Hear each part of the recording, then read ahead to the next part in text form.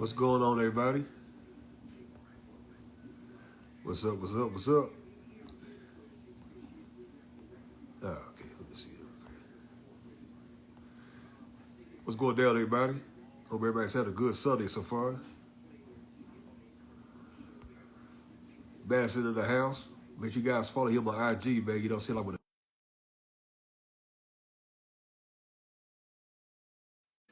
I mean, he wrote something for Kid Lattimore, handful of people, man. His pin game, man, is unbelievable. Northside, what's going on? Douglas Brown, what's going on? Legs, what's going on?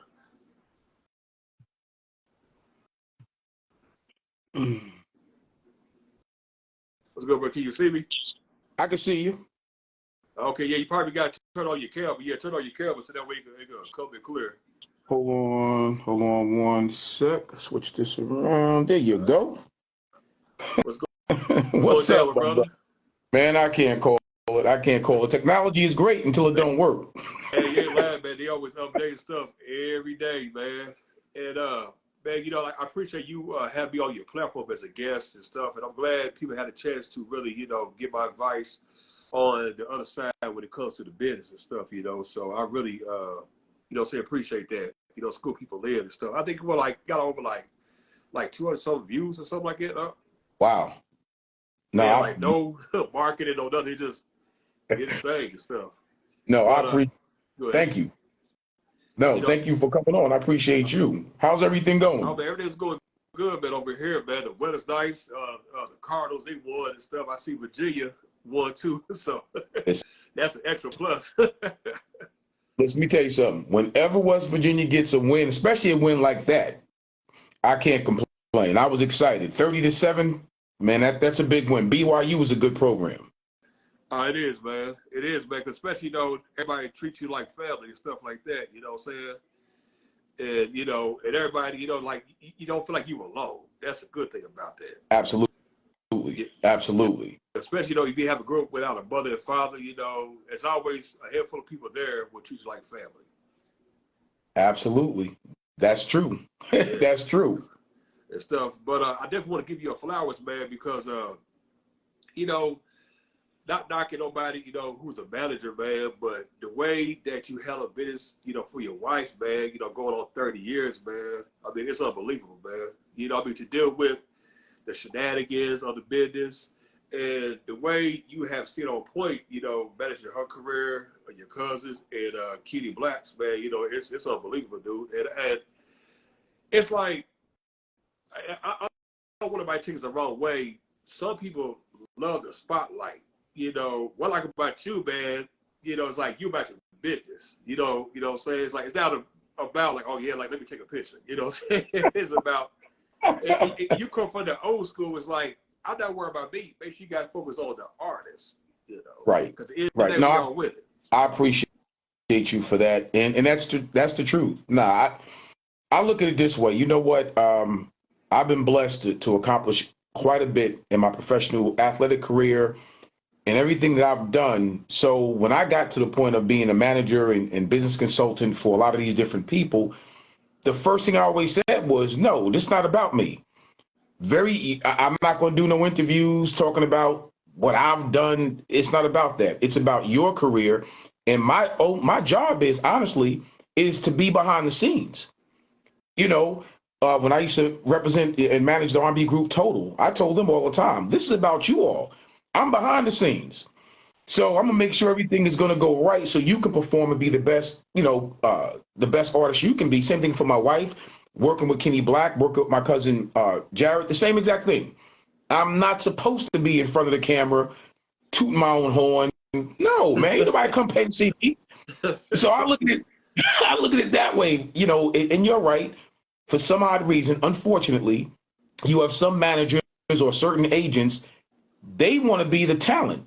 I look at it, I've already been the talent in my own career. So I don't have to live vicariously through the talent that I represent. You know what I mean? Exactly. Go sit down somewhere, exit stage right, get out of here. just handle the business. That's it. Exactly. Like you've been on TV, like you've been on newspapers and magazines and exclusive interviews. Like, you did it all. Right. So I do find that that's probably one of the most crucial areas for young managers and even old managers alike. If you've been in this game for a certain period of time, you should know that already. It's not about Yep. you. You've had now. Firstly, if a manager or an agent is using their client to get more business, and now they want to jump and steal the spotlight, the client should probably look at that and understand there's something wrong with that. If Yeah, absolutely. agent or the manager is doing more interviews than their client, there's something wrong with that. Yeah. You ain't lying, man, because I be thinking to myself, like, you the artist, or are you, what they singing is the artist. Because last time I checked, they like they singing, you not. Right. I know it sounds funny, but I do mean that. Anybody that knows me will tell you that. I'm quick to say, man, move out the way now. Go and sit down somewhere. Yeah, definitely, man. Shoot. Man, I was thought to myself, I said, I can't believe, man, it's been 3 years last time you was on here, man. Yes. And just like during the pandemic, man, was a national disaster, man. Yeah, man, listen. And look, I thank God to see where you are from that time to now. Man, got to give you your flowers. You doing your thing. Man. I think I was going through, man, I was going crazy, but it was weird, man. It felt like the worst punishment ever, man. But you know what? I'm glad that the world stopped because I had a chance to really process it. And it was weird, man, because when everything was going on, be on magazines, be doing this and that and stuff. And I was like, wow, man. I was like, it's a blessing on one end. And it's like, here it is, the world's going through a whole climate change and everything that's involved and stuff. But I want to take it all the way back, man, for your childhood. And, like, what inspired you to make you have love for football as a kid? Honestly, Tony Dorsett. Okay. If especially back then, you're talking probably mid to late 70s.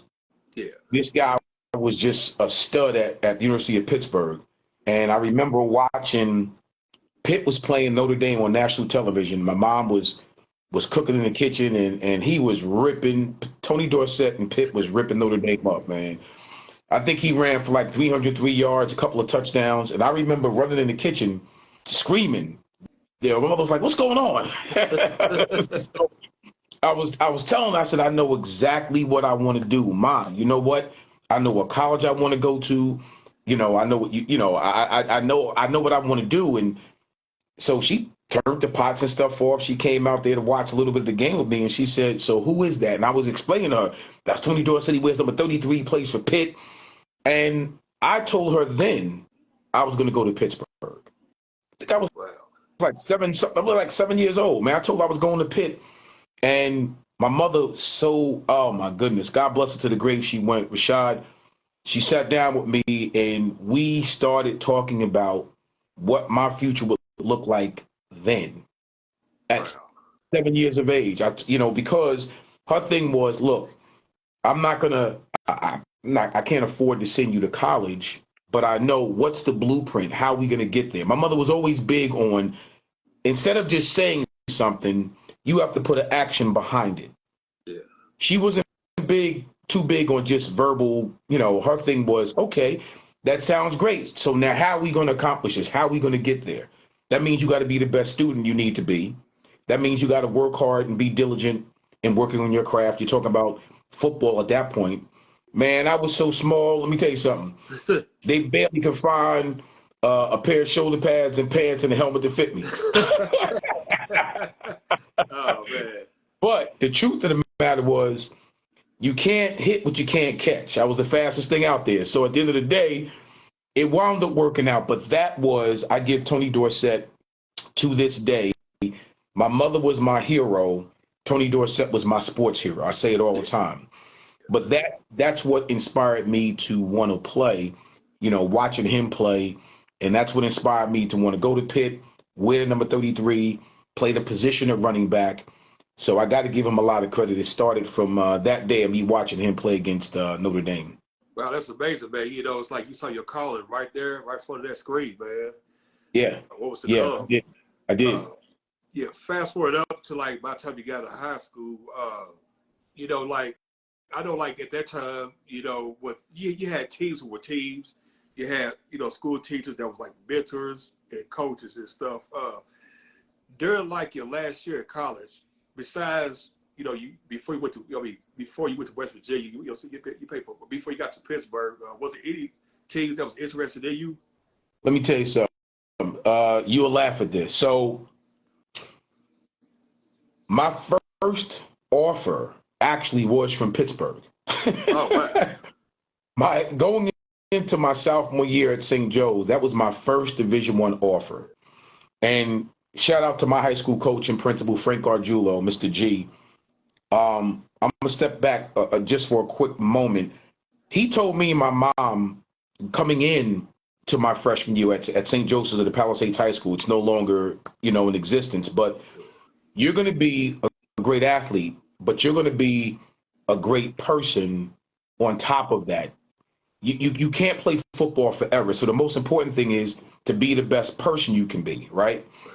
I never forgot that, neither did my mom. So I knew going to St. Joseph's how hard he would push me academically, athletically, the whole nine, the opportunities that I would get to be put on a platform where we're playing against really good other good high school programs. And if you do what you're supposed to do in the weight room, on the field, in the classroom, everything else will come to, you know, will open for you. Going into my senior year, I had, well, I should say after my senior, I made several high school All-American teams. I had 80 scholarship offers. I could have went to any Division I school in the country. So everything he said I would accomplish, I did. You know, when I came out of high school, I wound up going to Pittsburgh. I visited Oklahoma, Iowa, Pitt, canceled Ohio State, Notre Dame, you know, just to give you an idea. UCLA, UC. So I could have went anywhere in the country, but like I said, my dream school was always Pitt. So I knew where I was going to go. I committed to Pitt my junior year. Wow. I just took my five. They allowed me to take my 5 visits during my senior year when you take your 5 official visits to other schools. But I knew I was going to Pitt since I was a sophomore, junior in high school. You know what I mean? So it was a great it was a great time. It was a great situation. But I tell youngsters and their parents this all the time. Sometimes it's not really about the big platform of these big schools. It's really about the fit. What's going to be the best fit, you know, for that young student athlete. So I try to convey that because back then we didn't have the 5-star system or whatever, but I was considered a blue chip All-American, which means back then that would have been considered a 5-star recruit. You know what I mean? So I thank God for it. It really taught me a lot, that whole process of recruiting when I came out of high school. And then when I decided to transfer from Pitt after my older sister's death, I got 5 more visits. Wow. So I took 5 more visits before I decided to transfer to West Virginia. Oh man, I know at that time, you know, that you leaving from Pittsburgh, go to West Virginia. Like, what was that motivation to clock your head? Like, you know what, you know, I like this school, but some of this school right here, man, it has my name written all over it. I got to be honest with you. My sister's death, my older sister Liddell passed away going into the 4th game of my freshman year at Pitt, and the way that it was handled at the time was my motivation for leaving Pittsburgh. It had really nothing to do with playtime. I was a true freshman and one of 4 true freshmen that wasn't redshirted. Yeah. Well, I made the travel team, was able to travel and everything, and it was a great experience. But when she passed, and I didn't understand, to be honest with you, the business side of major college football at the time. Now, after she passed and I went through that whole process, I learned rather quickly. It wasn't about me. It was about the business side of major college sports. And once I understood that, that was my motivating factor. Like, listen, if the way that this went down and, going through that whole process, and they wasn't exactly forthright with my mom during the most difficult time of her life, losing her daughter. You know what I mean? Yeah. It was time for me to say, you know what? I don't think they have my best interests at heart. Why would I stay here? So that was my motivating factor of I'm out. You know what I mean? Oh, lady, man, be like deuces, and stuff. Stepping in at West Virginia, at that time, especially here it is, here we are like in the mid 80s, late 80s, going on. Like what type of vibe did you feel or you came in, as you stepped in that locker room talking to the coach and stuff? Let me tell you something. Don Nealon. Let me tell you.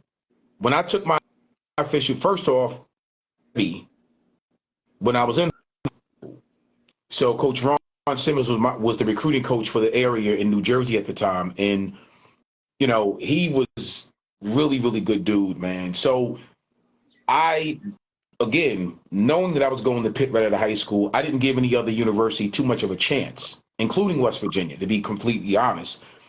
But transferring there, I'll never forget this. I'm a big video arcades guy. Yeah. So I'm down during my official visit playing at one of the arcade shops on campus, and I met an older couple. They talked to me, Rashad, for about 45 minutes, maybe even an hour. And I'm not even sure if they knew who I was. Right. Just talking about life and things in general. God knows what you need when you need it. Yeah. Okay. They talked to me about life in general and different things. When I tell you, my good brother, that really stuck out to me. And then just Don Nealon was a guy or is a coach that understands it wasn't so much about football. This guy was teaching life skills through football. I just talked to him last week. I told him, like, the older I get, the more I appreciate him because he was similar to my high school coach as far as, yeah, you come here, you're going to play, you're going to be a great student athlete, whatever the case may be. This man was teaching life skills through the game of football, and he's a high character man. He's a man's man, meaning that you knew the kind of character he had with the coaches that he hired on that staff. They were great men. And when you see that, you know what you need coming from the situation I came from Pitt. Yeah. Don Nealon, it wasn't so much just about the wins and losses.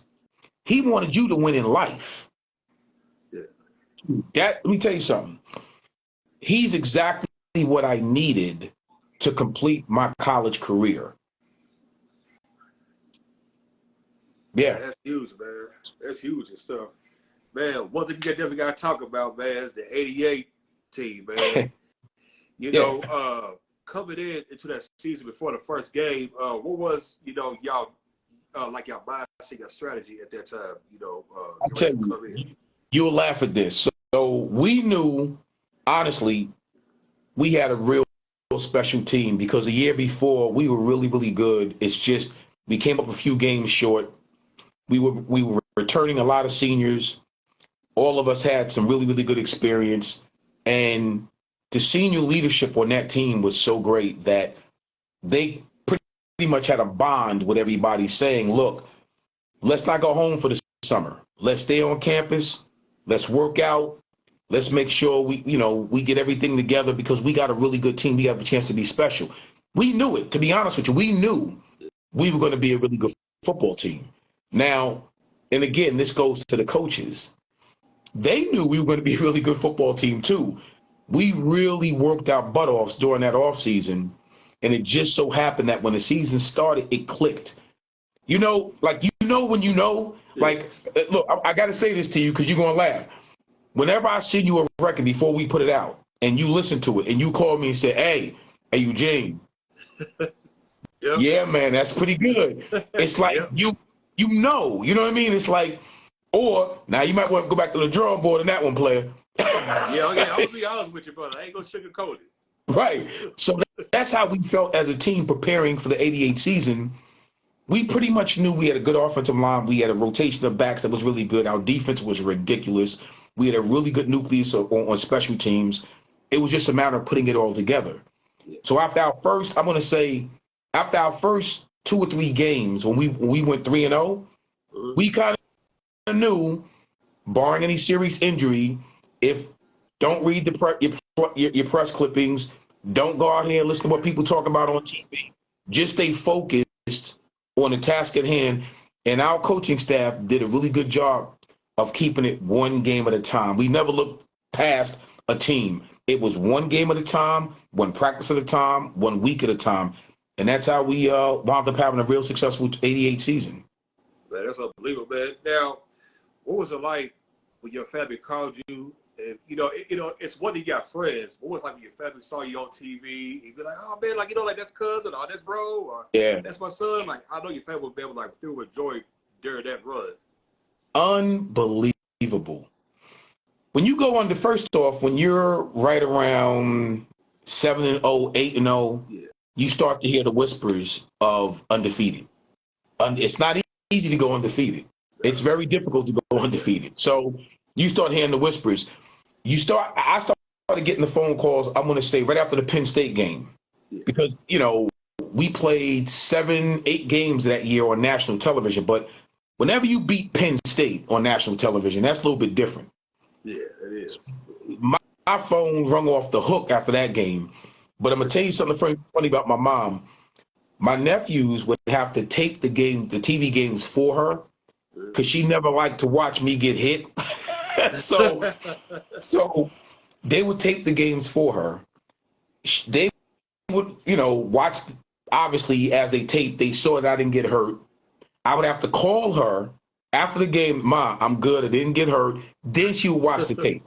Yeah, man. She would watch it. Yeah, mom's not sensitive, man, when it comes to those boys, man. Absolutely. But yeah, it was exciting, man. All my boys, my family, they were so excited. And I guess that would be exciting. You turn on the TV and you're watching somebody that you love and that you raised or whatever the case may be. Yeah, those are real exciting times. I know, man. Like, what was the fan base like at that time when you was playing? Ooh, unbelievable. You talking about West Virginia has such a rich tradition in sports as an entire university. So when you don't have a professional team in your state, unlike too many other states that they'll have, Pittsburgh, you have the Pittsburgh Steelers. Miami, you have the Miami Dolphins. You know what I mean? Just to name a few. Here in New Jersey, you got the Jets and the Giants. So in West Virginia, the university, their athletes considered their professional athletes because we don't have a pro team. So I had my own football card my sophomore year in college. Wow. Yeah. So just to give you an idea, it was pandemonium. You know what I mean? You literally are walking around campus as a rock star because you're considered a professional athlete. But see, here's the thing. This is why I tell people you have to be very careful as to how you treat people. You can't be a jerk. God blessed me to be in that position. So I made sure I've never said no to signing an autograph for a kid or an adult or anywhere. Going out to eat, sometimes your food get cold because people recognize you. They want an autograph. You got a whole line there. Don't be a jerk. I don't charge for autographs. And I'm not knocking out athletes that do. Me personally, I just don't. Yeah. So those are things that if you're blessed to be in that position, be humble about it. Just be humble about it because it truly is a blessing. Yeah, man, because especially, like that might be a fan's only time beating you. You know what I'm saying? They might not ever see you again and stuff like that, through life. And just that one situation, man, like it would always throw in my head, man, like when I was a kid, I met Eugene Napoleon, man, in a restaurant or in like a Foot Locker or something like that. You know what I'm saying? Right. No, Rashad, you're 100% right. And I've seen that on the other side. I've seen other athletes be real standoffish, just being flat out, just being a jerk to someone asking for a picture or an autograph. And that always bothered me. And I've always said I would never in my life treat someone that way because, again, that's God's gift to you and your gift to somebody else. If they want for you to sign your name on a piece of paper, or take a picture with them. Are you kidding me? Yeah, that's not cool, man. That's the ultimate, to me, that's the ultimate honor to do that. If someone comes up to you and asks you for an autograph or a picture or whatever, man, that's It awesome. is, man. It is. That's one thing. Some people feel like they had to be, they had to build themselves that way, and people realize the more you get arrogant, people start talking about you. And it's like if somebody we know named James broke into somebody's house, and the boy builds up. All of a sudden, here comes the dude start talking. Everybody start talking about it. He's like, "No, man, I'm not like this and that." Yeah, dude, you broke into that house, brother. So you never got some time behind that, and it is sad, man, because people's arrogance gets to that point. But like you said, it all starts at home. It's all about how No you doubt. raise and everything. Yeah, my mother would never. Let me tell you something. When we had, again, one of the greatest and I think most recognizable high school analysts and talent scouts in the country, Tom Lemming. He played himself in the movie Blindside. When he came to do a report on me and interview me or whatever, it was none of those things in my house where the way I was raised. No, I still did my dishes. I still cleaned my room. I still made my bed. Yeah. Still took out the garbage. Nah, man. There's no stars in that house but in the sky. That's how I was raised. And I was fortunate to be coached from every level all the way up, from little league football to high school football, going to college. It is how you're raised. It's what your belief system, your moral code, and all of those things. That does mean something. And I get it. Sometimes you're raised a certain way, but when you get out in the world of big time college athletics and things of that nature, sometimes you can shy away from that. I thank God that I just never did. It was never my temperament to think that you're bigger than the situation or you're bigger than your blessing. You know what I mean? I just never thought that. So, and I thank God for it, because being humble really is just being humane about a given situation. When you step outside that and you start thinking you're bigger than what that situation is, that becomes a little bit problematic.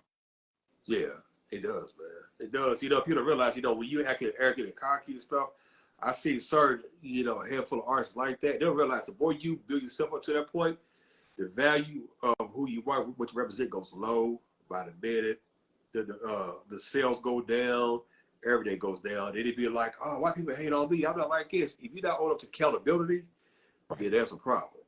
Absolutely. I agree. And again, being in this music entertainment business and the entertainment business as a whole for the last 28 years, I've seen it all. As a former sports agent and representing some really good, really, really high profile athletes and recording artists, I have a problem, me personally, with arrogant people. I can't sugarcoat that. So there's a certain type of individual I don't mind being around. Excuse me. And then there's a certain type of individual that I'm not going to be around. And money has nothing to do with it. Status, I'm not a status person. So you kind of know what you can and will put up with and what you won't put up with. And I thank God for that. Just being in my head, understanding the difference between the two is really important. And even at my age now, people who they kind of look at, the term celebrity misses me. I don't really subscribe to the term celebrity. But when I see people who they take that persona more importantly than they take themselves, the persona of being a celebrity is more important than being, who they really are as a person. Yeah, again, I got an extra stage left on that, because that shows me that you really missed the mark on knowing who you really are. Your persona speaks or shows up before you do. Nah, I don't care. And again, it has nothing to do with how much money you can make or any of those things. I just know for me, that just doesn't work. Yeah, absolutely. And it's crazy, man, because we live in a time where people are sensitive and they know what they're doing is wrong. It's like I could make a post on Facebook, and you know how I always, talk on there. And my thing like this, if I did not say your name, why you leaving a comment? So basically, once upon a time, you did something to get to that point for you to be like that. Somebody put you on blast. But now you gave my attention. So now, everything was on high notice. Thank you. Right. No, you're right. I mean, it comes down to, listen, people get upset, but it's the God's honest truth. You match energy with energy. Yeah. If I'm not, what makes it, somebody comes to you and says something to you directly. You're supposed to do what with that information or with that statement? You're supposed to sit there and take the statement, or you're supposed to, if you respond, now you're wrong for responding. Yeah. Yeah. I've always felt that. I match energy with energy. It is what it is. Or unless it comes to a point where I know there might be something wrong with that individual, then I'm going to sit down and pray about the situation and say, you know what, it's not even worth. Let that person go. They said whatever they said. They really don't know the circumstances. Why am I going to get caught up in that? So I always use this term, I'm going to keep it moving. Yep. Something happens, I'm just going to keep it moving, man. It's not even worth, justifying that statement or going back and forth with that person. They don't know any better. I'm going to keep it pushing. Exactly. Now, around this time, when you graduate from college, you had different offers. Now, correct me on this. You played for us the AFC or something like that, or like the Canada? I played in the AFL, the Arena Football League. Yeah. And I went up to Canada. Coming out of college, it was my senior year, the same injury I sustained in my senior year in high school, I did it again in college. Wow. I had a really bad ankle sprain in high school, and I had one in college where there was a little bit of a crack in my right ankle in the bone.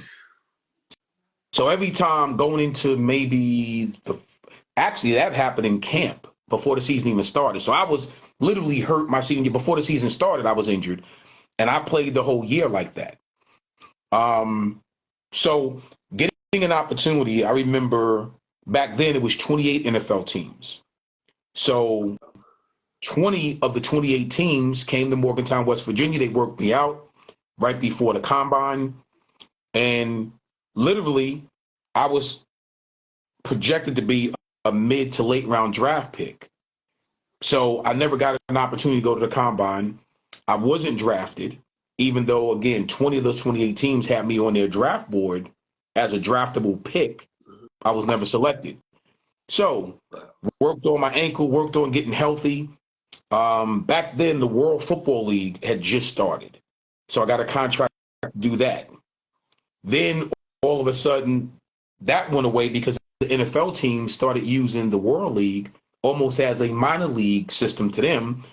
The guys who got drafted who got cut, they were taking those running backs into their mini and training camps. Wow. So I give my brother Major Harris a shout out all the time about this. Major was playing in the AFL at the time, the Arena Football League, and he called me and said, hey, man, listen, guys like you, guys like me who are coming out of these big universities, they'll give you a good contract. You need to take a look at this. And I remember the first time I was like, I get a call from the Tampa Bay Storm in the AFL. And I'll never forget it. They had to call me 2 or 3 times before I flew out and just took a look at what was going on in the AFL. They don't have my natural position. My natural position is a running back, a tailback. Well, in the Arena League, their fullbacks double as linebackers on defense. Wow. I was too small to play linebacker on defense. You know what I mean? So I had to play slot receiver, defensive back, and kickoff return specialist in the AFL. Wow. Yeah. So it was cool. It because it gave me an opportunity to you really have to be an athlete if you're going to play in the Arena Football League because the field is cut shorter. It's a 50-yard field. Yeah. But think about it. The same speed and athleticism that happens in the outdoor game happens in the Arena League. So them 300-pound linemen are getting to you much quicker than they would on a full football field. Then you have the walls, the padded walls, that you're out of bounds. Wow. So you're hitting those padded walls. I mean, you imagine a 300-pound lineman chasing you down whew, in the 50-yard box of a field. Man, listen. Yeah, the thing, they happen real quick. You have to be a different type of athlete to play professionally in that league. So it was an awesome opportunity. It was an awesome experience. My rookie year was 1992. I wound up playing for the Tampa Bay Storm. Then I went to play for the Orlando Predators. I wound up being in a situation where I went undefeated because we were undefeated with Tampa Wow. Bay. And then when I got to Orlando, we were undefeated and played for the World Championship my rookie year. Wow. We Yeah. lost. We lost to New Orleans that year. But the point was, what a coming out party. What a great year it was to go from college playing for a national championship. And then even my senior year in college, we played Clemson in the Gator Bowl. So we had a good year, even my senior year. But that experience, playing pro ball and playing for a world championship my rookie year, those were just incredible experiences, man. Incredible experiences. Now, in between, the early 90s, like how you and Naya, Oh, oh. man. So my god sister Lisa Miller, shout out to Lisa Miller. My wife, Naya, which her real name is Tracy. Tracy and my god sister Lisa went to the same college, Okay. New Jersey City University. At the time, it was called Jersey State. And I'll never forget, my god sister's telling me, man, you got to come and check this girl out, man. She is killing them on the basketball court. She averaging like 40, you know what I mean? So I'm like, really? And I went to see her play. Rashad, yo, listen.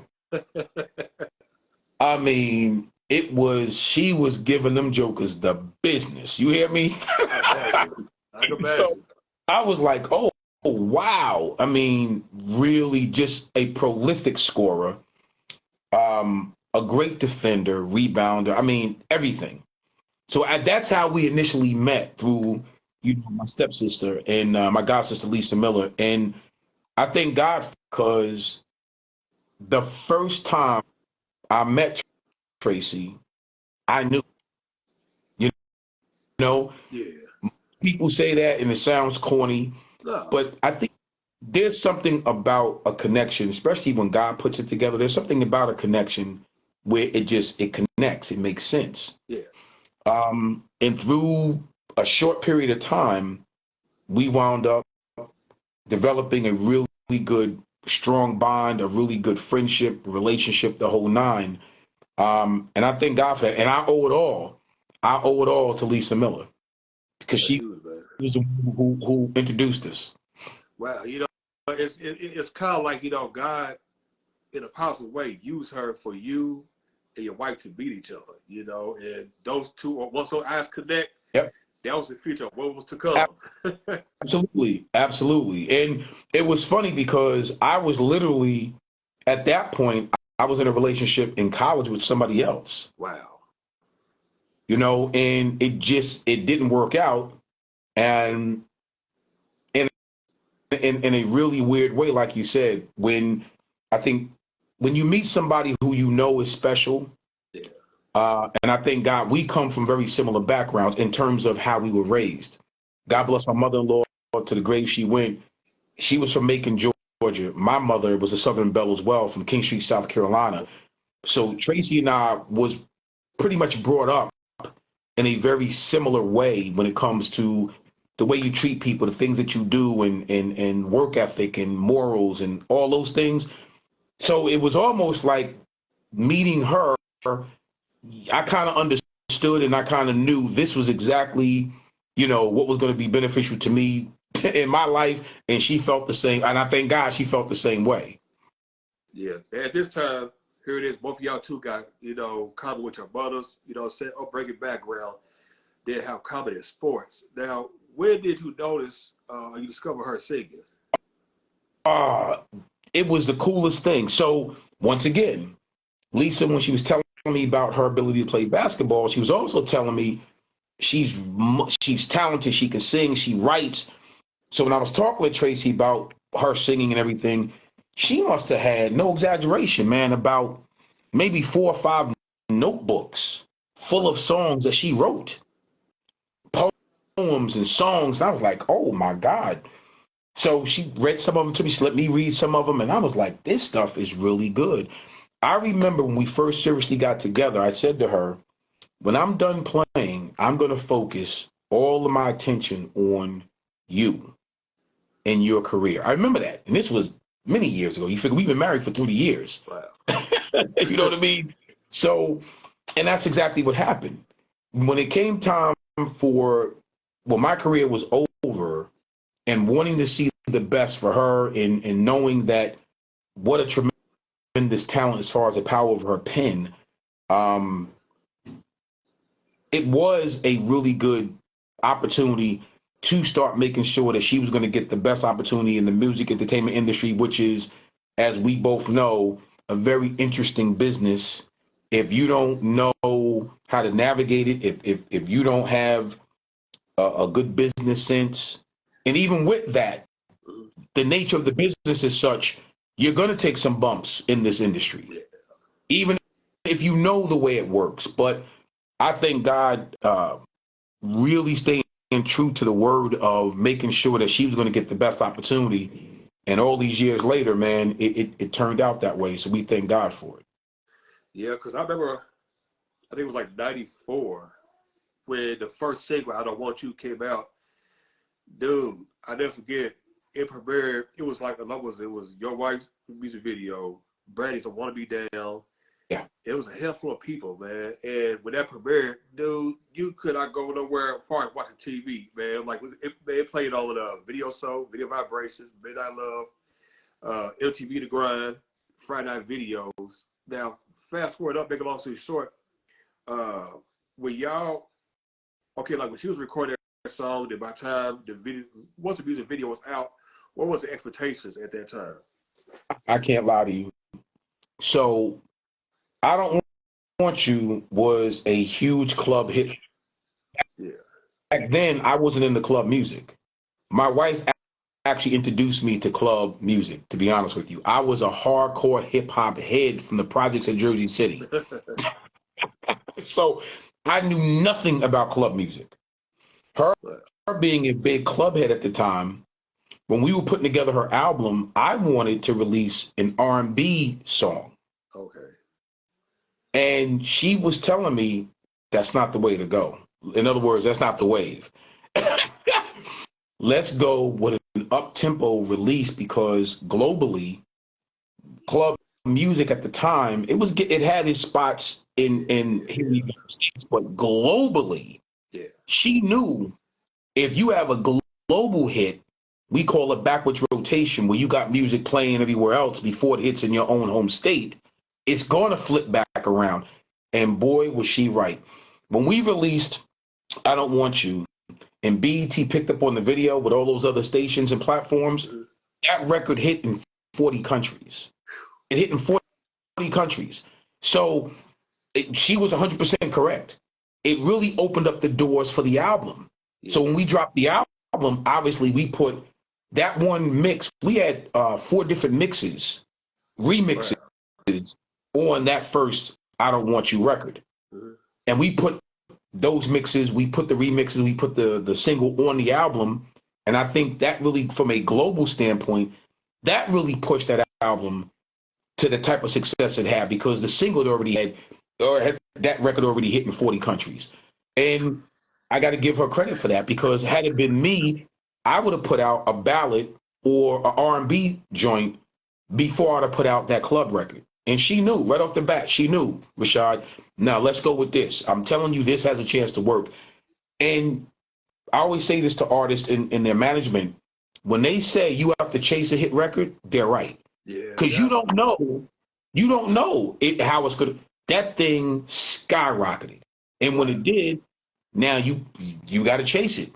You got to do the appearances. You got to do the interviews. You got to do, you know what I mean? And if you're not prepared for that, you kind of miss out, because the record will leave you behind if you're not prepared for that.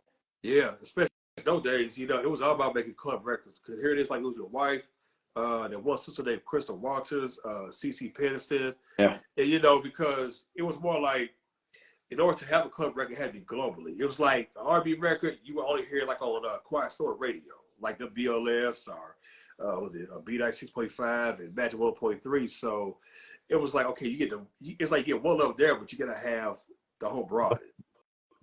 No doubt.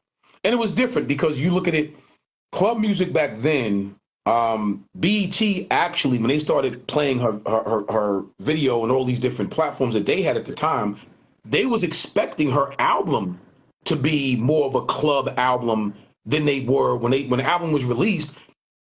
I remember Billboard saying she's one of the most eclectic artists of her time, meaning because we had everything on that first album. That Embrace album had R&B, what would be considered R&B hip hop tracks. It had melodramatic tracks. It had ballads on it. She had two famous remakes, Tonight's the Night by Betty Wright and The Change Is Gonna Come by Sam Cooke. That was on that album, plus some club joints. I mean, it really had an ear for every person who liked every genre of music. Absolutely. The second single, Changes. It's crazy, man. You know how life kind of like prepares what's to come. You know, now was it a business decision for you to, even though you are the husband, you know, her husband in real life, but to play a husband in a video? Then you had your son. Was it supposed to be another male in that part, or was it like, you know, like let's go ahead and just go straight to it? My wife always wants me in her videos. So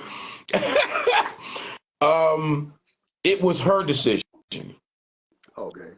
Yeah. And I'm glad. Listen, any which way, like I said, I'm not too much wanting to be in the forefront. You know, you know the famous saying, all up in the videos. Oh man. Tell me about it. There's a handful of people I know still goes on to this day. That ain't me. But she always, no matter what, it's always, look, I want you to figure out a scene where you're in this video. I'm like, okay, cool, whatever. But that's pretty much how I wound up in all her music videos because, you know, the cameo for Brandon was kind of cool because he was, as you see, he was a little guy. Yeah. He was a baby, you know, so he didn't know what was going on. Just give him his bottle. He was good. Yeah. Yeah, that was crazy, man, because like that was like his debut to be on TV and then realize he'd be a football coach later on, then be on TV again. Like life kind of prepares you early. You don't know what's going on until you be like, wow, I was there for this, but you know, I'll do something else. Right. As far as the exposure part, yeah, that was the birth of it. So. Oh, no doubt. Absolutely. Absolutely. And when years later, as he got older and was in high school and people would see that video and they realized, oh, snap, that was you as a baby. You know what I mean? Yeah. He kind of chuckled at it because it was funny when you think about it. It was, yeah. During this time, the album came out September the 1st, 1996.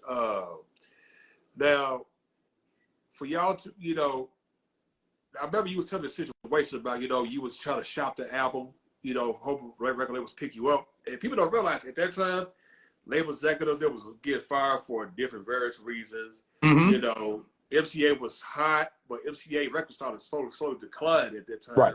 Motown records go through different executives, different people. So what was the mindset of like, you know, let's just keep it independent? Well, to be honest with you, was funny. So the first thing I did when we got in the music entertainment industry, knowing my wife writes her own stuff, was have her start her own, you know, publishing company. Right. So that way she would always own her own publishing. That was day one. Yeah. So going to these labels, I always had the mindset, I just wanted a distribution deal. It was never a game plan to sign her to a major label. She didn't want to do that. We had our own. We'd already established our own company at the time. So you go to these labels, back then, they don't want to give what we were asking for. They didn't want to give us that. We didn't want no advancements up front because we understood you take an advancement, it's like a bank loan. All I wanted was just a distribution deal. And they didn't want to do that because they wanted her publishing. They didn't want to do a distribution split of 75-25 or 80-20 split on the back end. with no money up front, because that means you're getting first dollars in. You sell the first album, you're getting paid off of that because there's nothing to recoup. You didn't take anything up front. So the labels are very smart in that sense. They didn't think that I would come and ask for that. That's the first thing I asked for. Like, no, we good. I don't need your money. I want a bigger distribution split on the back end. So the funniest thing, we couldn't get that with any labels in New York. So I went to Ichiban at the time, which is one of the biggest distributors in labels in the country. They were out of Saginaw, Georgia, right outside of Atlanta. And I got my first deal with them. And it was a pure distribution deal. My company, our company, with them distributing it worldwide. And my first deal was a 75-25 split where we kept 75%. That's good stuff. Yeah. So, and once I did that, I was telling all the other artists and all the other, with their management, listen, stop running to these labels talking about you want the advancement. You don't need to do that. If you believe in your product, you got good product, just do a distribution deal. And I'm telling you, you're going to see more dollars than cents on that. But back then, I get it.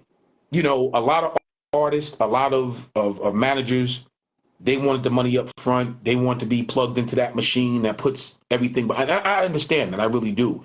But coming from where we came from, again, I understood I don't want pennies on the dollar.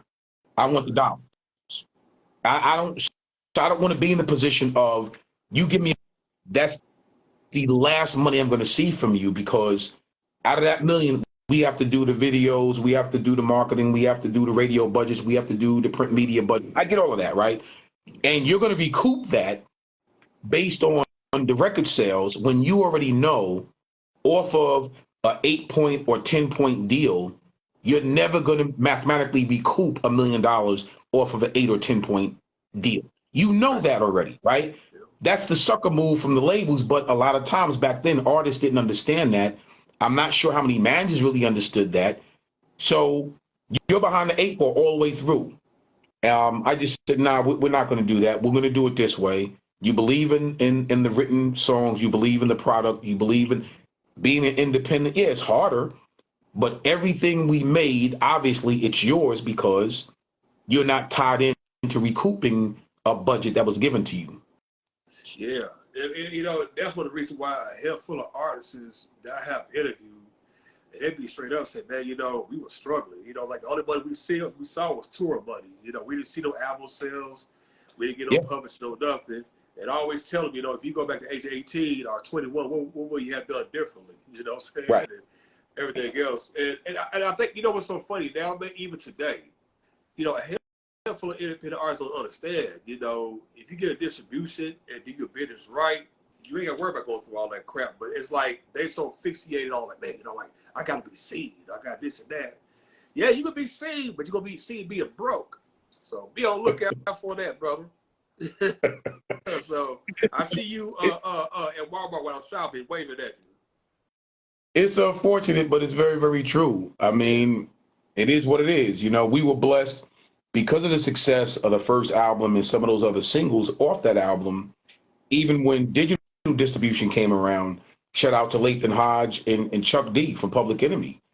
We found the digital realm because of them and got into the situation that we're currently in now, all these years later. And that went to an 80-20 distribution split.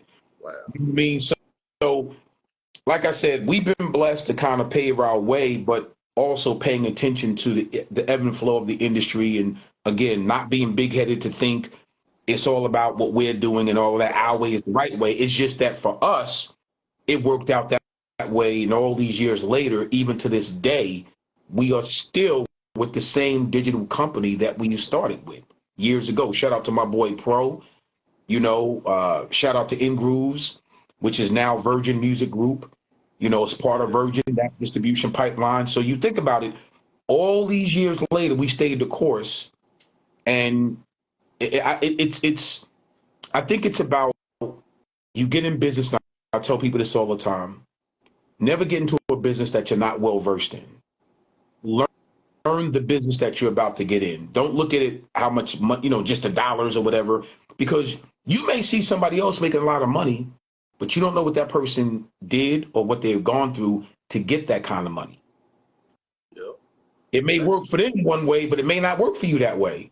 So you kind of have to pave your own way, learn the business, and work diligently to be successful in that business.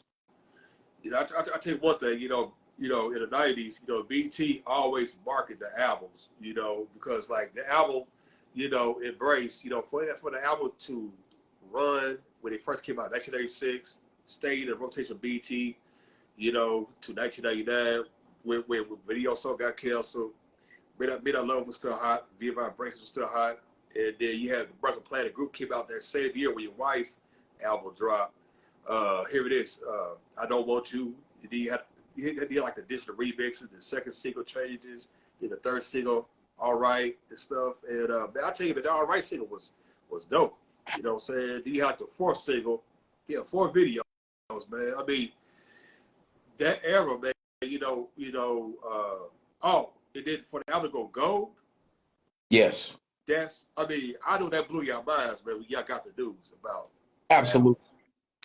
Well, I'm going to tell you again, to me, that was one of the golden ages of the music industry. Yeah. Everybody was doing their thing. And I'll use the term compete, to be able to compete with the Brandies of the world, a young Mary J. Blige is incredible. Oh, yeah, absolutely. Insane, incredible, right? Yeah. You definitely, have to be on your P's and Q's, and your stuff has to be good, because those back then, you're talking about to this day, some of the most iconic artists who started back in that era. And their music stands the test of times because you still hear it playing to this day. So to have a successful project come out back then, man, yeah, that blew our mind. It definitely was a blessing. And that's why I always say, once again, I'm going to flip this. I got to give you your flowers, my brother. Because what happens is her success back then was monumental, but she took a little bit of a hiatus, and then coming back around for this second run of Naya's career, that's when we met you. Yep. The second run of her career with the Something for Everybody album and the multiple singles that we dropped in around that and in between that, man, we met you, and the marketing and the promotion that you provided and you continue to provide opened up another window for her career. And we are gracious and we thank you for that, my good brother. That. I tell you, it is funny you mentioned that, though, because I learned how to market a business when I was in elementary. And back then, I used to hear the word promote, how you do this, how you do that. And here I was a little kid, not even an adult. You would think somebody 18 just figured it out. I figured out at the age of 9. Wow. And, and back then, we had teachers that actually cared about us.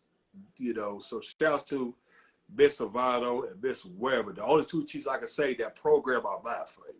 No offense to the one that went to middle school and high school. They was all over the place. But that's a whole different conversation for another time. But I kept that mentality for a long time. And when people are like, man, did you go to college for it? I didn't have to have a degree. I had common sense. But my thing was, I didn't care about what was on the scene. I was more focused on what's going behind the scene. That red carpet, all of the crap, man, that don't impress me. Anybody can be in the red carpet. That don't mean nothing. It's, you got to know what you're doing, because if you let people roll over you, basically, but one thing I learned was that word, you always be above the game before they get you out the way. Right. So I'm always 1,000 feet ahead and stuff, man, and I appreciate that, and I'm going to say this too, because of all the artists that I met and their team and stuff, you and your wife, it's like a small percentage of people I can say that I could call family, man, always being 100. Thank you. And stuff, you and your wife, y'all don't have a turn off switch, it's like, it's kind of like saying, like, how can you say amen on Sunday but be a butthole from Monday through Saturday? Like, how you do that? You got to pick one. So, you know, I always say, and I thank you for that. Thank you, Rashad. I mean, again, it comes back to how we both was raised and what the things that you believe in, the things that you stand on. No, you're right. You're 100% right. You can't, so I think it's understanding who you really are, and you don't let an industry change you, or you don't let a perception of an industry change you. With us, we are who we are. What you see is what you get, both. Um, but I hope and pray that people understand, again, that whole persona thing that I talked about earlier. You can't let that run you, because it doesn't make any sense. Who you are is who you are as a person, the core of who you are. That should be more important than whatever persona that comes about because of if you're an actor, actress, recording artist, whatever, professional athlete. Once you let that thing step in front of you, and it takes something out of you when yeah, your absolutely. persona becomes the main person. Nah, we never see that. I mean, I remember years ago, somebody would see my wife on the street and they would say, "Oh my God, that's Naya." And years ago, she would say, "No, my name is Tracy." Yeah, Because it's like, I don't want people to get it confused. And she would gracefully say, "Oh, thank you. I saw your music video. I saw you perform here, whatever." And she would say, "But my real name, you can call me Tracy." Like, in other yeah, words, get to know me as a person. You don't have to call me Nine. You can call me Tracy. yeah. And I used to think that is really a really cool way of thinking. You know Hmm. what I'm saying? Like, yeah, as a recording artist, that person, what their recording artist name is. But sometimes people get so fixated on that, Rashad, that they forget. They might They walk do, around yeah. the whole day, you know, with the recording artist or the professional persona, and it's not really who they are as a person. Yeah, Interesting, but absolutely, man. true. As the 2000s came in, your wife was taking a break. Now, correct me on this. You was part of a project with N1 Entertainment. So like what was like Yeah, a documentary soundtrack. yeah. Well, the funny thing is, okay, so to this day, I still represent Main Event from And One. Oh, So I was a sports agent for 80% of that roster, yeah, and we wound up doing. There was a movie soundtrack, not from the M1 thing, but Lathan Hodge, who used to be the executive producer of BET, yeah. he had a movie called Rock the House. Oh, okay, I remember that. And he gave me an opportunity to do the soundtrack for the movie because a lot of the major labels didn't want to touch it because it was kind of. Yeah. The movie was about really the exploitation of how a particular DJ and producer was being exploited by the majors. So, of course, they're not going to allow you to put nothing out. Yeah. Could you imagine Sony distributing that? No. Man, it would cause all So, kinds of backlash. thank you. When he came to me and asked, would I be interested in doing, the soundtrack for that movie, of course, as a label, as an independent label at the time with major distribution, I was like, yes, absolutely. So it was really cool to do that. The second piece of that was when And One was really successful. I had a meeting with Sony, with the Sony executives and the And One executives to try to figure out how we can marry the two, because back then a lot of the recording artists was going on the road at some of the M1 games for marketing and promotional purposes. Wow. So I was trying to merge the two to say, listen, this can be even bigger than what it really is. You guys got to understand, if you do a licensing agreement with each other, this thing could blow up to be even bigger. So that's how those two kind of, was kind of connected. Yeah, because N1 was hot, man, like in the early mid 2000s, man. I mean, Absolutely. man, I had an N1 shoe, a T-shirt. I remember this is when I still had birds. I had an N1 headband, man. Dude, I mean, I go to over here. We had like Jefferson Ball. Man, you step inside there, man. You see N1 all over the place, man. I mean, to be on Yeah, ESPN. I mean, to cross over like that, man. I mean, I tell you, I thought to myself, like, have you would have had the social media back then? Oh my God, everybody about to be billionaires by now, man. absolutely. And again, shout out to Main Event, and his real name is Wally Dixon. The things that he's created, even to this day, the stuff that he's doing now, continuously, in that with that landscape being done, it's major. It's major. But you know what? It goes out again. The foresight, the business savviness of it all.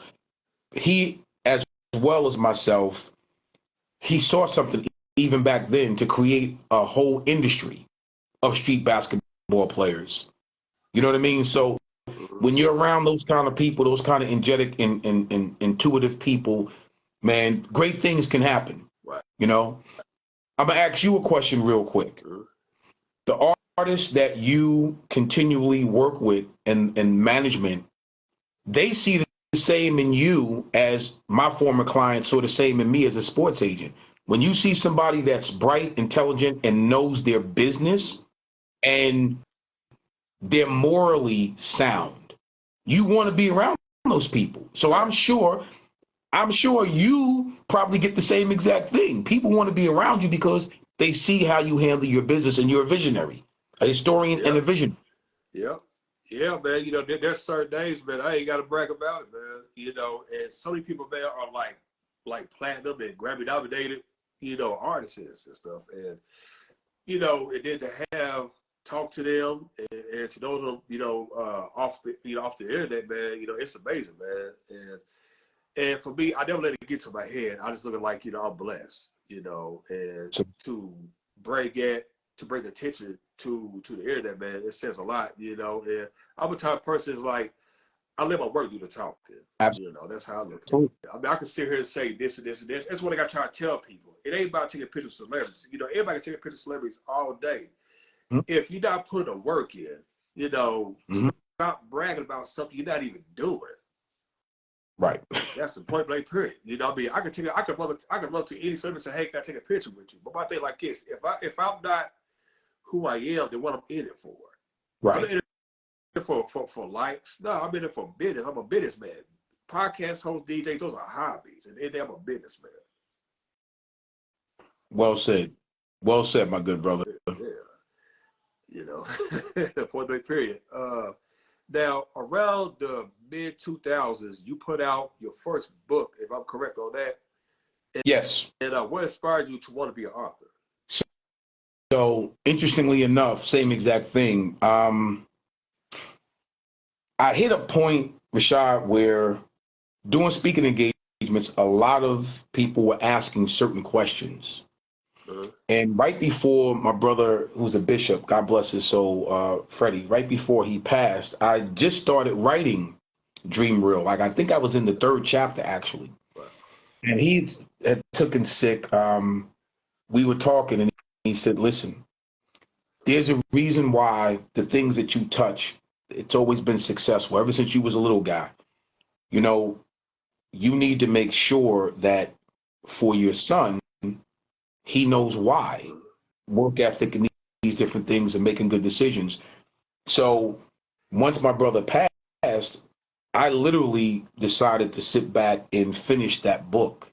So there was a lot of motivating factors that went into it. Talking to my mom back then and asking her, do you mind if I use a lot of the things that you grew up with, a lot of things that you taught me and you know, my siblings? Do you mind if I use some of that stuff as the baseline of this book? And to be honest with you, Dream Real really speaks, it's a tribute to my mother in a way.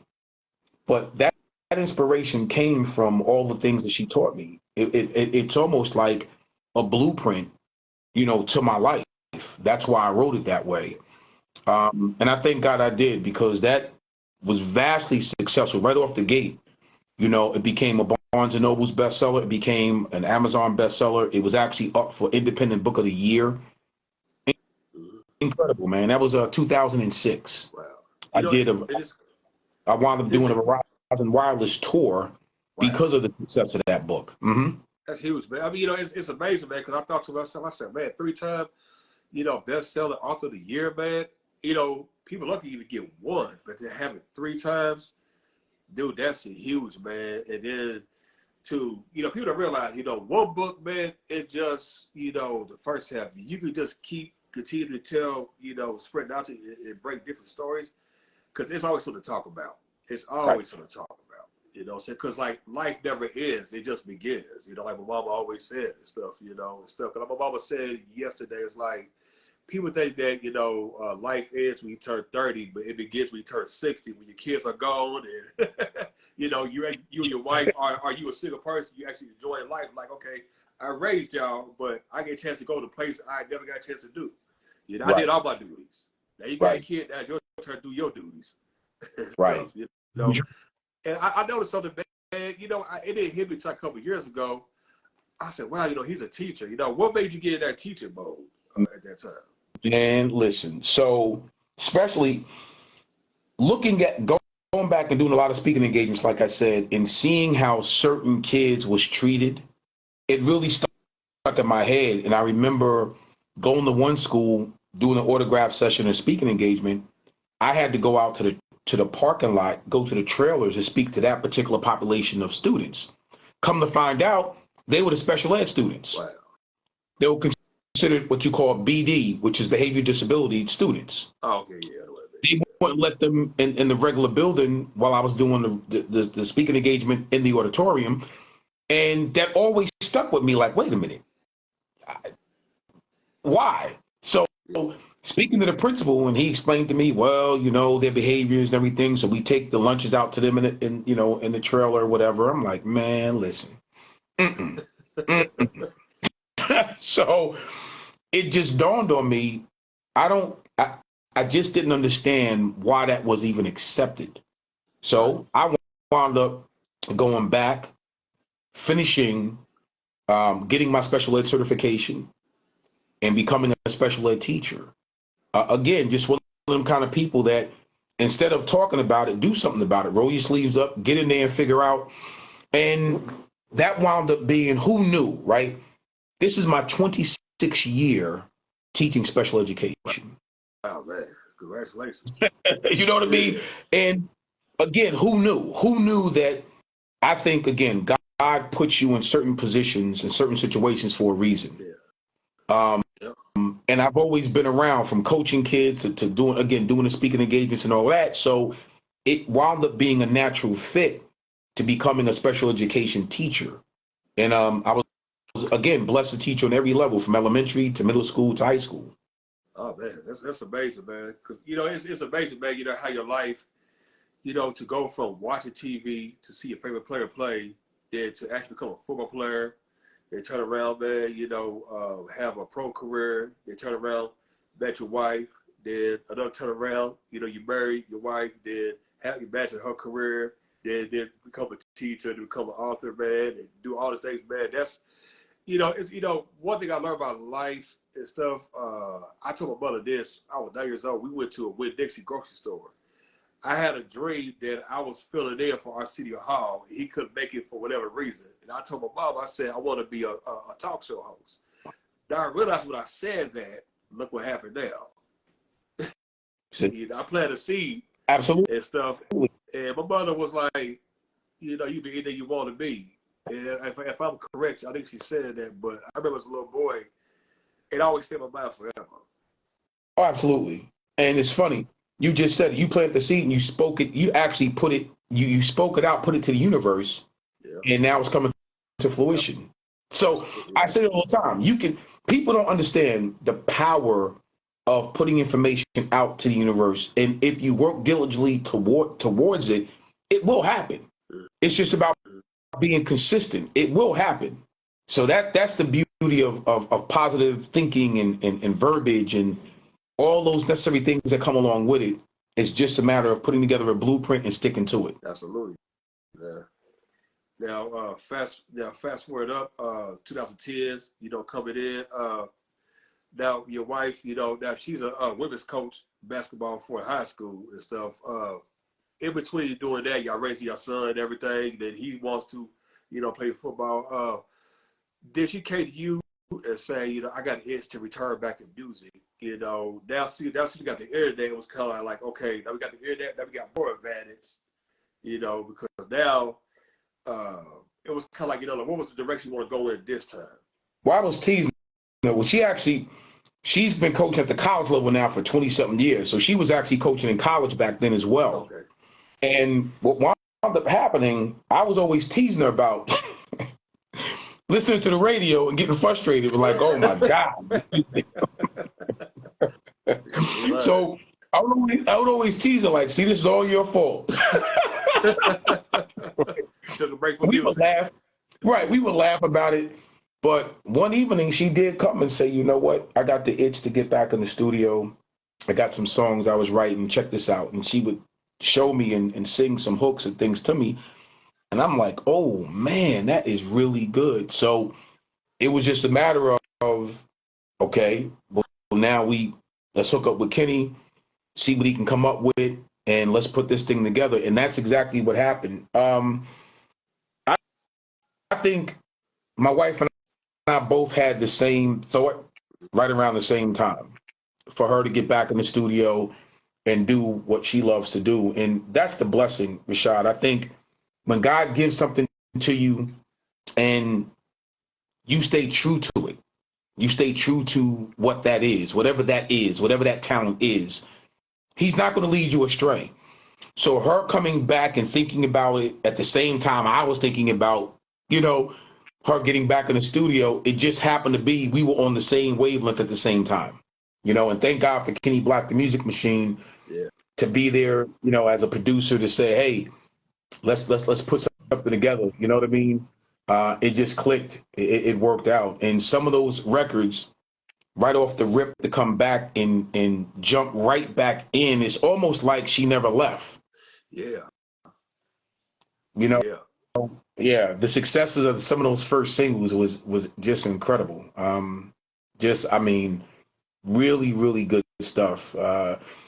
That bridge from the mid, 90s to take a little bit of a hiatus and then come back, and right around the early to mid 2000s, it's almost like that short window of her hiatus. It's really like she never left. It was interesting, Yeah, it was kind of like, it was kind of like, it's kind of like Thanksgiving, like you put a turkey in a stove and it's sizzling. Right. And then when it's ready, then it's time to go ahead and do what you got to do and stuff. Absolutely. So she was sizzling. It was just the momentum. And I think people don't realize when the 2000s came in, it was kind of like a dry spell, in a way and stuff. And with the internet, I think with everything going on, that can juice a person's thoughts. Like, you know what? Let me see if I can give this one more try. Right. And hey, I'm glad we did. Yeah. I'm glad we did. Now, correct me on this. That second album was Grammy considered, right? Yes. Yeah. It was Grammy considered.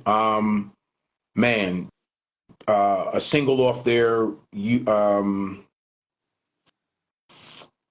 Are Strong was also Grammy considered. So, that's where the two placements, two Grammy considerations came from. And again, who would have ever thought? Who would ever thought? You know what I mean? Again, that's something that was so beyond what we was even thinking about. But to get a vote to allow that to go to the Grammy board was just incredible. We thank the individual every chance we get. He's not a guy that wants his name to be mentioned, so that's why we don't really, you know what I mean? But he's someone who has a Grammy vote and listened to the material and said, "Listen, man, it got my vote." Yeah. Got my vote. So, we thank God. And again, those are things, Rashad, that I always talk to you about. When you are blessed to have good people around you that's going to be completely honest with you, and they're going to put their work, not only the mouth, but they're going to put the actual work behind what they say, that's all you can ask for. And no more, no less. And we're not the kind of people, and this, if something is not hitting, if something is not right, and you come to us and say, we don't really like that, we get it. I'm not going to get all butthurt about it and get all angry. No, you're supposed to have people around you that's going to tell you the truth. We have Bev and Chris, listen, love them to death from Break and Change Radio in Philly. Man, listen, two of the most honest people you ever want to meet in this industry. You Yep. know, they tell you, no, we ain't doing that. Say what? We gonna play what? I don't know about that. But the one thing I will, the one thing I will say, they're very fair. Yeah. They'll let the fans decide whether or not, you know what I mean, this is doable, but they will give you their honest opinion. My boy DJ Clash out in North Carolina, the same exact way. You send something to him, he'll tell you, well, my brother, I get about 6 million people, 4 or 5 million people every Monday that tunes into my station and listen to my stuff. I don't know if we could put that out there. Yeah. Yeah. You know what I mean? You Yep. got to respect that, though. You have to respect people's honesty. Yeah, and that's the thing too, because I one thing I noticed, and I said this a handful of times in interviews, even me, talking, a lot by myself, and some people, it's more like a kind of like a how can I said I told them. People think that, okay, well, this person does this, I know I can do it too. But I realize it's like your lane is not that same person's lane. What you bring it in, you got to really pay attention to what you're saying, how you produce yourself, and what you put out there. And that's what I think. That's what people forget. Because if you're all over the place and you don't be held responsible, you think that you're doing right, and you think people hate on. Ain't nobody hate on you. You just can't just throw anything out there like that. Just like when your wife was coming in the game, you never seen her mess her career up. And she ain't got time. You never see handful of legends, as far as we know, never mess herself up because there was more conscious about the brand. You gotta be conscious about what you're doing and stuff. But some That's the artists truth. of today, man, they see something, they just run with it, not fully pay attention. Well, I think, yeah. Speaking to that, unfortunately, I think when you're not following, you don't have a clear path to follow, or you don't have maybe the mentorship to follow, Yeah. that will happen. You know what I mean? Because you're watching what's, like you said earlier, you're watching what somebody else is doing, and you're thinking their lane is your lane or their path is your path, and it's not. You got to Yep. figure out what's going to happen for you, not what somebody else is doing. And I just think, unfortunately, nowadays there really is no clear. Every artist that's doing whatever, it seems to be so much more of gimmicks versus this is who I am as an artist. This is who I am as a writer. This is who I am as a person. Now I'm going to wove all that together, and this is the package that you're going to get. This is me. Versus you see somebody with a gimmick and it's working for them, you trying to ride that gimmick and you kind of lose yourself in that. You know, that's it is what it is. It shouldn't be that way, but unfortunately, that's what's happening. Absolutely, man. Here it is, man. Your label, what I'm saying, got 19 number one hits. Congratulations to her. And it's hard for artists, man, get that big. Some artists, it takes them like 30, 50 years, man, to even get that much, And to have it in a short period of time like that, like 6 years, man, that's incredible, man. And Kitty Black was like 15, 16 already, Absolutely. And your cousin Jerry got 3 was from her. So that dude, that's a success alone. Because HMB independent labels does that. And I tell people all the time, when you have a website, you have a bio. You guys to put down what the artist achieved, what they accomplished. But if you only, put, it's a bits and pieces, and somebody gonna be like, wait a minute now, why you didn't post on your page? Everything counts.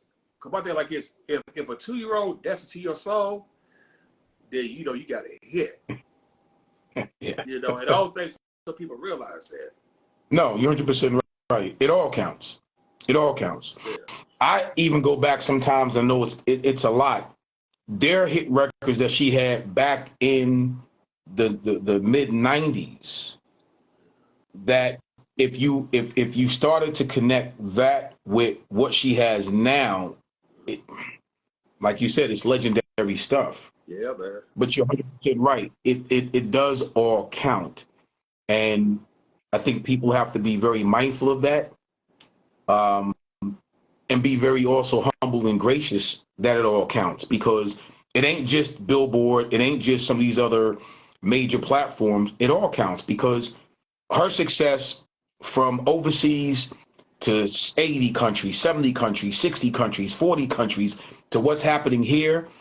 So she spanned a time in her career where it's considered independent, major, all in the same 28-year span.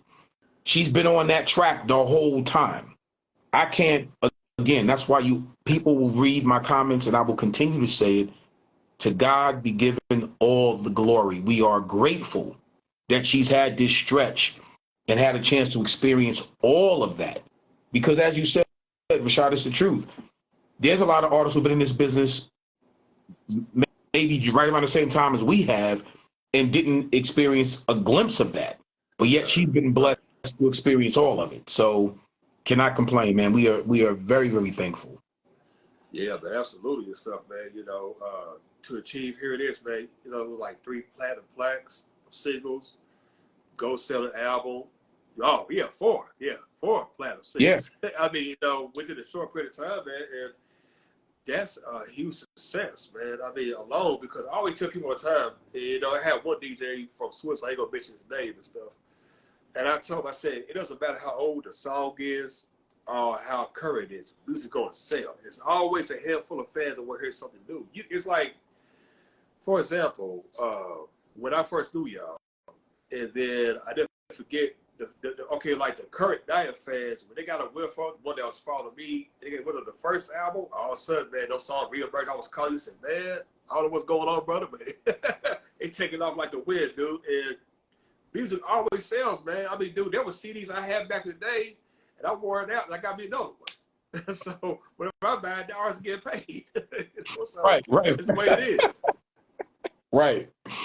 You're right. We look at certain things, we still track it, we follow certain things off the first album, and and sometimes we'll laugh and she'll say, somebody in Japan is loving Tonight's Tonight, her version off the first album, or they're playing Do It off the first album, or they're playing Changes, and nothing you can do about that. And again, these are in remote countries, Japan, Italy, Africa. You sit back and you think about how crazy of a stretch is that globally, where your sound and your music and what you wrote and what's being played, it's still hitting somebody to this day. Yep. It's a blessing. It truly, humbled by it, it's a blessing. Yeah, it is, man. It's a blessing and stuff, man. And just want to say congratulations to you, man. On your current book, man. Still selling. Thank you.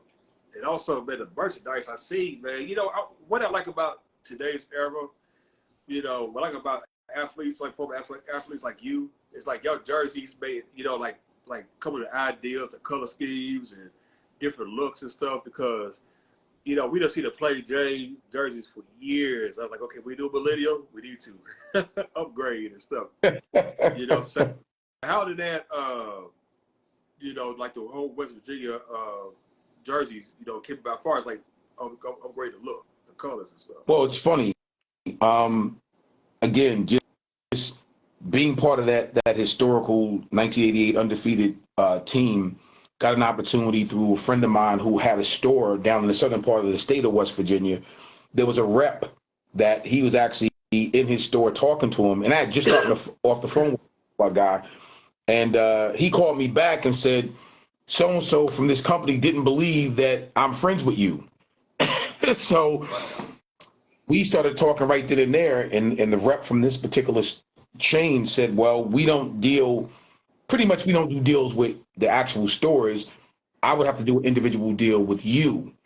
And that's how that initially came about. So my thing was, well, you can't do a deal with me without even thinking about doing a deal for Major Harris. You know what I mean? Before my jersey, Super number 9, you know what I mean? Our quarterback. So I wound up doing that, and then Coach Nealon, our legendary coach, T-shirt deal for him, and my 33 jersey and Major Harris' number 9 jersey. That was on display for 3 years. The deal was for 3 years. Wow. And it did so well that once that was up, a good friend of mine son now, JC, came to me and said, hey, I got an opportunity. I know you got these different ideas. I told him we should put something together. So the RB33 brand, which is my collection brand, was an idea I had for 10 years, Rashad. I had that RB33 brand idea for 10 years. Wow. And it just goes to show you, when you put something together and you believe in it, it'll work. So went ahead and trademarked the RB33, and obviously RB stands for running back, my position. 33 was my number, so RB33.